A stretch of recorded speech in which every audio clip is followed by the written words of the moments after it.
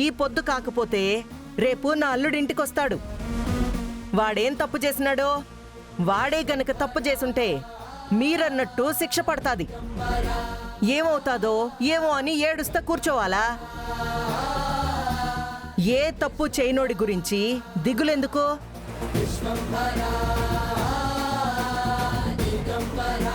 నా మొగుడికేం కాదు అన్న ధైర్యంతో ఇంటి ముందు ముగ్గేసుకుంటా ఉండాది, ముచ్చటగా తయారయ్యుండాది. వాడు మధ్యాహ్నం వస్తాడో, రాత్రికొస్తాడో, రేపొస్తాడో, అట్టాగే జైల్లో కూర్చోపెట్టేంత తప్పైతే ఏం చేయలేదుగా. అల్లుడు జైలుకెళ్ళినా గాని బాగానే వెనకేసుకొస్తున్నావుగా. జైలుకెళ్ళినాడని ఇంకో తూరి అన్నారంటే మెట్టు తీసుకొని కొడతాను. అట్ట అడుగు.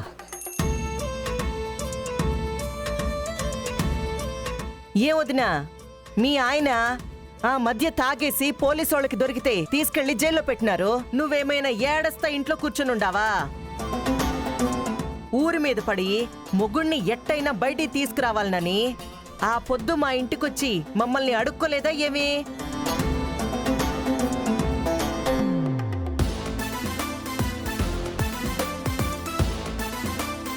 నువ్వేందే ఓ అని తెగ మాట్లాడుతా ఉండవో? నీ మొగుడు మొన్న రాత్రి నీ ఇంటికి రాకుండా పక్కింట్లో దూరితే ఎరక్కుమ్మినారు. మర్చిపోయి ఉండవా ఏంది?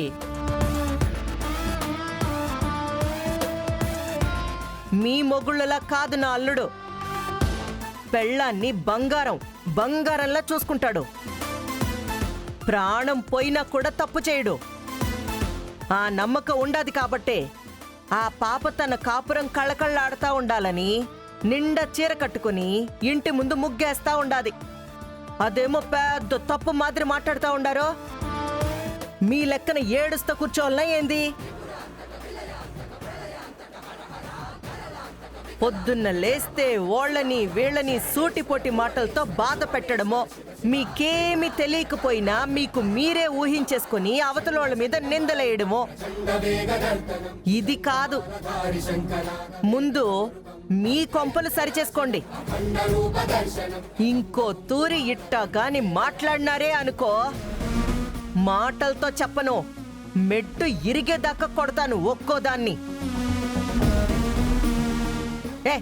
పోండి నుంచి. చూడవే ఎలా మాట్లాడుతుందో. పెద్ద విడ్డూరంగా మాట్లాడుతుంది. పదండే పోదాం. ఇంటి పరువు పోయేలా ఉన్నా ఈ మాటలకేం తక్కువ లేదు. నోరు మూసుకొని వెళ్ళండి.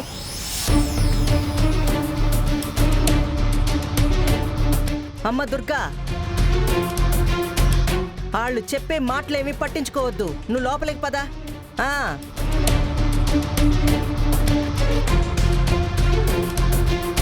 పిన్ని, ఈ స్థానంలో మా అమ్మ ఉంటే ఎలా మాట్లాడుతుందో నువ్వు అలాగే మాట్లాడావు. నేనెవరు? పిన్నివి కదా. దవడకు పెట్టి కొట్టినాననుకో, పళ్ళోడతా ఏమనుకుంటుండావో.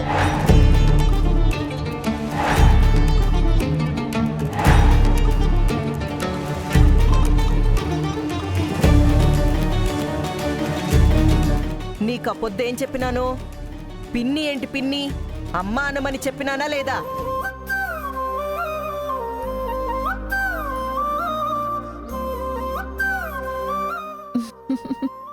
సారీ అమ్మా. చూడు, పిన్ని అంటే అమ్మకి కాస్త దూరం, అదే అమ్మ అంటే చాలా దగ్గరగా ఉంటాది. పిన్ని అంటే తప్పులేదు, కానీ అమ్మని పిన్ని అని దూరం పెట్టడం తప్పు కదా. నిజమే అమ్మా, తప్పైపోయింది. ఇంకా ఎప్పుడూ అలా అనను. వాళ్ళంతా అలా మాట్లాడుతుంటే అక్క నిజంగా చాలా బాధపడింది. కానీ వాళ్ళ నోళ్ళు మూత పడేలా మీరు మాట్లాడారు చూడండి, అది మాకు చాలా సంతోషంగా ఉంది. నాకు చిరు ఎంతో, అర్జున్ ఎంతో, వరుణ్ ఎంతో, మీరు కూడా అదే మాదిరి. నా ముంగిట మిమ్మల్ని ఎవరైనా ఏమైనా అంటే చూస్తా గమ్మునుంటానా ఏంది? ఒక్కొక్కరి తాట తీస్తును. దుర్గా, వాళ్ళ మాటలేమీ పట్టించుకోబాక. పొద్దున్న లేచిన కాడ్నుంచి ఇళ్ళెమ్మట పడి తిరగడమో, వాళ్ళని వీళ్ళని నానా మాటలు అనడమో అదే పని వాళ్ళకి.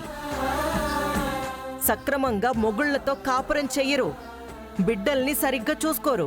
ఏ బిడ్డ యాడుండాదో ఏం చేస్తుండాదో కూడా ఏమీ తెలీదు. వీళ్ళు మాత్రం ఊరోళ్ల బిడ్డల గురించి మాట్లాడుతుంటారు. అట్టంటోళ్ల మాటలకి నువ్వు బాధపడమాక, నువ్వు లోపలికి పద.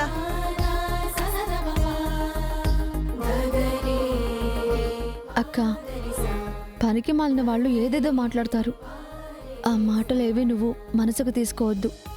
చూసావుగా అన్నపూర్ణమ్మ ఏం చెప్పిందో. వాళ్ళెవరక్క నిన్ను నన్ను అనడానికి? నువ్వేంటో ఈ ఇంట్లో వాళ్ళకి తెలియాలి, పక్కింట్లో వాళ్ళకి కాదు. వెళ్ళు.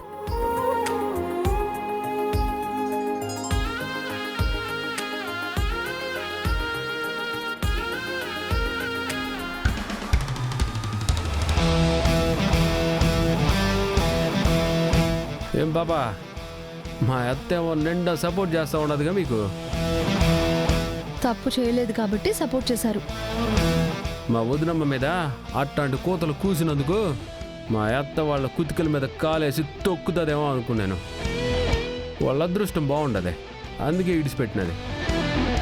సర్లే, వాళ్ళ సంగతి తర్వాత. ఓ తూరి మనం షాపుకి పోయేసి ఆడేమన్నా క్లూ దొరుకుద్దామో చూసొద్దామా? అదే నిజమే కదా, మనం బయట బయట చూస్తున్నాం. ఒకసారి ఆ గోడౌన్కి వెళ్ళి చూస్తే నువ్వు అన్నట్టు ఏదైనా క్లూ దొరకచ్చు. అందుకే కదా పాపా నేను చెప్తా ఉన్నాను. పద పోదాం. నేను ఇప్పుడే వస్తాను.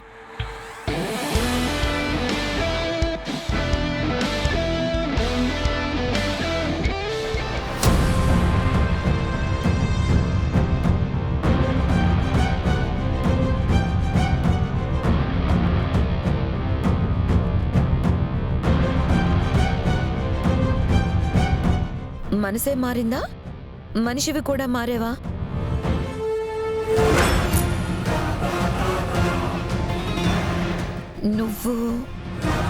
నువ్వే నేనా?